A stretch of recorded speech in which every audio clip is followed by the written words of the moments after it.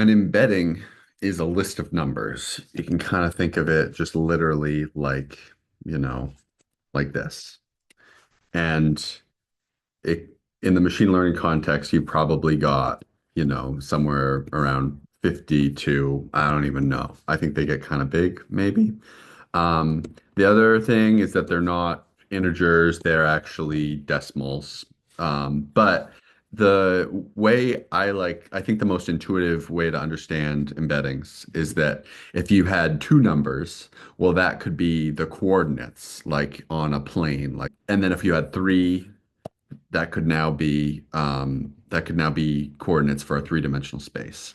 And when you have 50, that you can think of it like it's a point in a 50-dimensional space.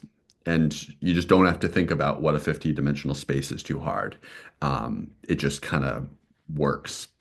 And so I made this toy app, latenthomer.com. And the way it works is that for each Simpsons character, I did about 40 Simpsons character, I had ChatGPT generate a string of adjectives about that character. And then I took that string of adjectives and I gave it to an embedding model, which took the string and then it gave back a long, long list of numbers, which we're thinking of as corresponding to a point in a multidimensional space. So now what you do here is you can put in your own string, and what it's going to do is it's going to take your string and it's going to turn that into a long list of numbers into an embedding, which is like a point in space.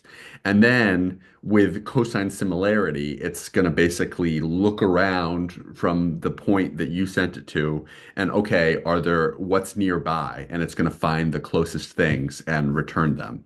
And so you end up with something that looks like what we think of as just keyword search, but it's actually way weirder than that. It's not keyword at all. Old, I don't think old is literally, although if we literally did like elderly, I imagine, is that literally elderly person?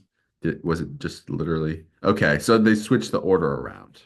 Um, but so we're not actually doing an exact keyword search. We're generating embeddings.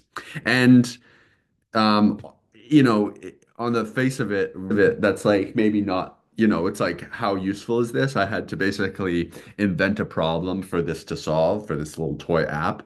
But it's just kind of I think, worth thinking about. And that's why this is like, I think a good beginner AI project is that a lot of the beginner AI projects have you do something where basically you're just telling the AI how to act in natural language.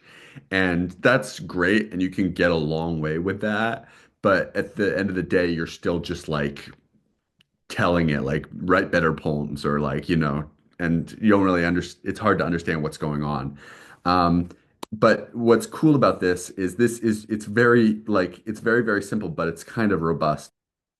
So if we do viejo hombre, there we go. And we get our old man, and then we get our pictures for them.